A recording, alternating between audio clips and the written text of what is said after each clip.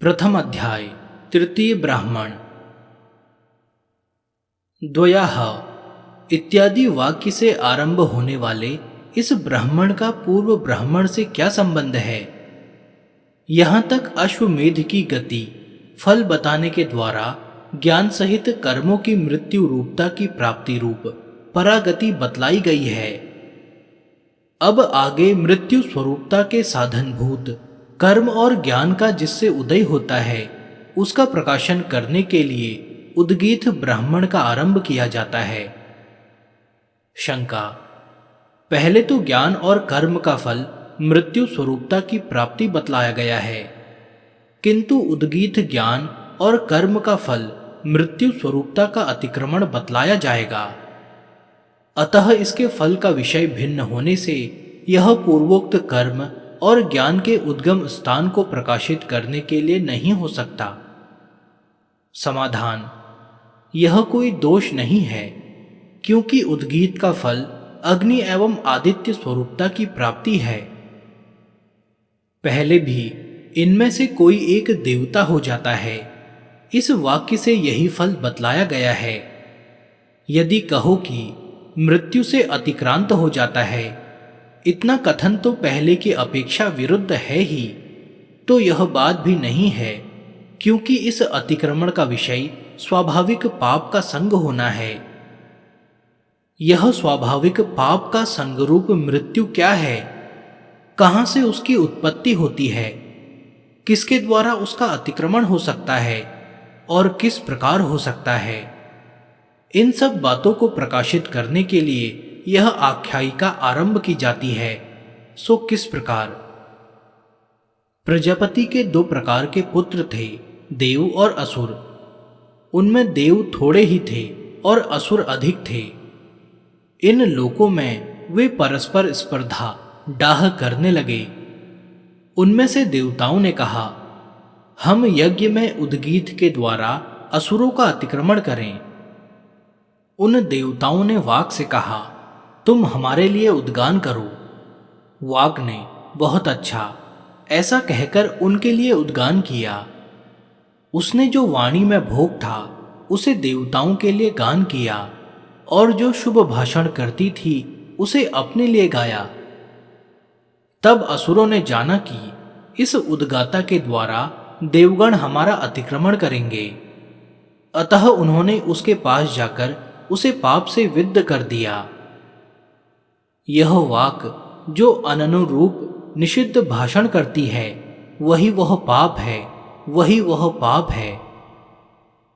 फिर उन्होंने प्राण से कहा, तुम हमारे लिए उद्गान करो। तब प्राण ने तथास्तु कहकर उनके लिए उद्गान किया। प्राण में जो भोग है उसे उसने देवताओं के लिए आगान किया, और जो कुछ वह शुभ सूंघता है उसे अपने लिए गाया। असुरों को मालूम हुआ कि इस उद्गाता के द्वारा देवगण हमारा अतिक्रमण करेंगे, अतः उन्होंने उनके समीप जाकर उसे पाप से विद्ध कर दिया। यह जो अननुरूप सूंघता है, यही वह पाप है, यही वह पाप है। फिर उन्होंने चक्षु से कहा, तुम हमारे लिए उद्गान करो। तब चक्षु ने तथास्तु कहकर उनके लिए उद्गान किया। चक्षु में जो भोग है उसे उसने देवताओं के लिए आगान किया, और जो कुछ वह शुभ दर्शन करता है उसे अपने लिए गाया। असुरों को मालूम हुआ कि इस उद्गाता के द्वारा देवगण हमारा अतिक्रमण करेंगे, अतः उन्होंने उसके पास जाकर उसे पाप से विद्ध कर दिया। यह जो अनुरूप देखता है, यही वह पाप है, यही वह पाप है। फिर उन्होंने श्रोत से कहा, तुम हमारे लिए उद्गान करो। तब श्रोत ने तथास्तु कहकर उनके लिए उद्गान किया। श्रोत में जो भोग है उसे उसने देवताओं के लिए आगान किया, और वह जो शुभ श्रवण करता है उसे अपने लिए गाया। असुरों ने जाना कि इस उद्गाता के द्वारा देवगण हमारा अतिक्रमण करेंगे, अतः उसके पास जाकर उन्होंने उसे पाप से विद्ध कर दिया। यह जो अनुरूप श्रवण करता है, वही वह पाप है, यही वह पाप है। फिर उन्होंने मन से कहा, तुम हमारे लिए उद्गान करो। तब मन ने तथास्तु कहकर उनके लिए उद्गान किया। मन में जो भोग हैं उसे उसने देवताओं के लिए आगान किया, और वह जो शुभ संकल्प करता है उसे अपने लिए गाया। असुरों को मालूम हुआ कि इस उद्गाता के द्वारा देवगण हमारा अतिक्रमण करेंगे, अतः उसके पास जाकर उन्होंने उसे पाप से विद्ध कर दिया। यह जो अनुरूप संकल्प करता है यही वह पाप है, यही वह पाप है। इस प्रकार निश्चय ही इन देवताओं को पाप का संसर्ग हुआ, और ऐसे ही असुरों ने इन्हें पाप से विद्ध किया। वाग आदि देवताओं की उपासना करने पर भी मृत्यु का अतिक्रमण करने में किसी को अपना सहायक न पाकर देवताओं ने क्रमशः फिर अपने मुख में रहने वाले प्राण से कहा, तुम हमारे लिए उद्गान करो। तब बहुत अच्छा, ऐसा कहकर इस प्राण ने उनके लिए उद्गान किया।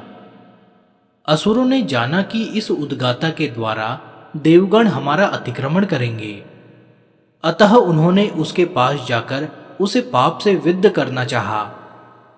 किंतु जिस प्रकार पत्थर से टकराकर मिट्टी का ढेला नष्ट हो जाता है, उसी प्रकार वे विध्वस्त होकर अनेक प्रकार से नष्ट हो गए। तब देवगण प्रकृतिस्थ हो गए और असुरों का पराभव हुआ।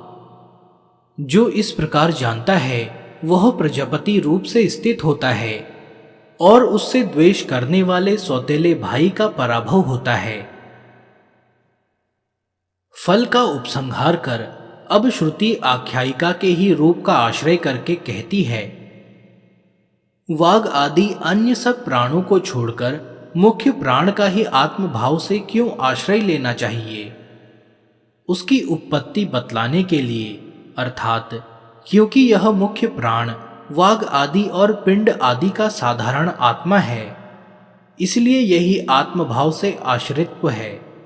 इस अर्थ को आख्यायिका से दिखलाते हुए श्रुति कहती है, वे बोले, जिसने हमें इस प्रकार आसक्त देव भाव को प्राप्त किया है वह कहाँ है? उन्होंने विचार करके निश्चय किया कि यह आश्य मुख के भीतर है, अतः यह अयाश्य आंगिरस है, क्योंकि यह अंगों का रस है। इस पूर्वाक्त देवता का दूर नाम है, क्योंकि इससे मृत्यु दूर है। जो ऐसा जानता है उससे मृत्यु दूर रहता है।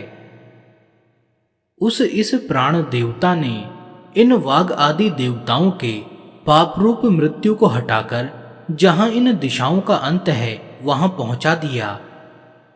वहां इनके पाप को उसने तिरस्कार पूर्वक स्थापित कर दिया। अतः मैं पाप रूप मृत्यु से संलिष्ट न हो जाऊं, इस भय से अंत्य जनों के पास न जाए और अंत दिशा में भी न जाए। इस प्राण देवता ने इन देवताओं के पापरूप मृत्यु को दूर कर फिर इन्हें मृत्यु के पार कर दिया। उस प्रसिद्ध प्राण ने प्रधान वाग देवता को मृत्यु के पार पहुंचाया। वह वाक जिस समय मृत्यु से पार हुई यह अग्नि हो गई। यह अग्नि मृत्यु से परे उसका अतिक्रमण करके दे दीप्यमान है। फिर प्राण का अतिवहन किया। वह जिस समय मृत्यु से पार हुआ यह वायु हो गया। यह अतिक्रांत वायु मृत्यु से परे बहता है। फिर चक्षु का अतिवहन किया। जिस समय मृत्यु से पार हुआ यह आदित्य हो गया। यह अतिक्रांत आदित्य मृत्यु से परे तपता है। फिर श्रोत का अतिवहन किया। जिस समय मृत्यु से पार हुआ यह दिशा हो गया। ये अतिक्रांत दिशाएं मृत्यु से परे हैं। फिर मन का अतिवहन किया। जिस समय मृत्यु से पार हुआ यह चंद्रमा हो गया। यह अतिक्रांत चंद्रमा मृत्यु से परे प्रकाशमान है। इसी प्रकार यह देवता उसका मृत्यु से अतिवहन करती है, जो कि इसे इस प्रकार जानता है। फिर उसने अपने लिए अन्याद रूपी खाद्य का आवाहन किया, क्योंकि जो कुछ भी अन्न खाया जाता है वह प्राण के द्वारा खाया जाता है तथा उस अन्न में प्राण प्रतिष्ठित होता है। वे देवगण बोले, यह जो अन्न है वह सब तो इतना ही है, उसे तुमने अपने लिए आवाहन कर लिया है, अतः अब पीछे से हमें भी इस अन्न में भागी बनाओ। प्राण ने कहा, वे तुम लोग सब ओर से मुझ में प्रवेश कर जाओ। तब बहुत अच्छा ऐसा कहकर वे सब ओर से उसमें प्रवेश कर गए। अतः प्राण के द्वारा मनुष्य जो अन्न खाता है उससे ये प्राण भी तृप्त होते हैं। अतः जो इस प्रकार जानता है उसका ज्ञानीजन सब ओर से आश्रय ग्रहण करते हैं। वह स्वजनों का भरण करने वाला, उनमें श्रेष्ठ और उनके आगे चलने वाला होता है तथा अन्न भक्षण करने वाला और सबका अधिपति होता है। ज्ञातियों में से जो भी इस प्रकार जानने वाले के प्रति प्रतिकूल होना चाहता है वह अपने आश्रितों का पोषण करने में समर्थ नहीं होता, और जो भी इसके अनुकूल रहता है, जो भी इसके अनुसार रहकर अपने आश्रितों का भरण करना चाहता है, वह निश्चय ही अपने आश्रितों के भरण में समर्थ होता है। वह प्राण अयाश्य आंगिरस है, क्योंकि वह अंगों का रस सार है। प्राण ही अंगों का रस है, निश्चय प्राण ही अंगों का रस है, क्योंकि जिस किसी अंग से प्राण उत्क्रमण कर जाता है वह उसी जगह सूख जाता है, अतः यही अंगों का रस है। यही बृहस्पति है, वाक ही बृहति है, उसका यह पति है, इसलिए यह बृहस्पति है। यही ब्राह्मणस्पति है, वाक ही ब्रह्म वेद है, उसका यह पति है, इसलिए यह ब्राह्मणस्पति है। यही साम है, वाक ही सा है, और यह प्राण अम है। सा और अम ही साम है, यही साम का सामत्व है, क्योंकि यह प्राण मक्खी के समान है, मच्छर के समान है, हाथी के समान है, इस त्रिलोकी के समान है और इस सभी के समान है। इसी से यह साम है। जो इस साम को इस प्रकार जानता है वह साम का सायुज्य और उसकी सालोकता प्राप्त करता है, वही उद्गीत है। प्राण ही उत है, प्राण के द्वारा यह सब धारण किया हुआ है। वाक ही गीथा है, वह उत है और गीथा भी है, इसलिए उद्गीत है। उस प्राण के विषय में यह आख्यायिका भी है। चैकितानेय ब्रह्मदत्त ने यज्ञ में सोम भक्षण करते हुए कहा, यदि अयाश्य और आंगिरस नामक मुख्य प्राण ने वाक संयुक्त प्राण से अतिरिक्त देवता द्वारा उद्गान किया हो तो यह सोम मेरा सिर गिरा दे। अतः उसने प्राण और वाक के ही द्वारा उद्गान किया था, ऐसा निश्चय होता है। जो इस प्रकार साम शब्द वाच्य मुख्य प्राण के धन को जानता है उसे धन प्राप्त होता है।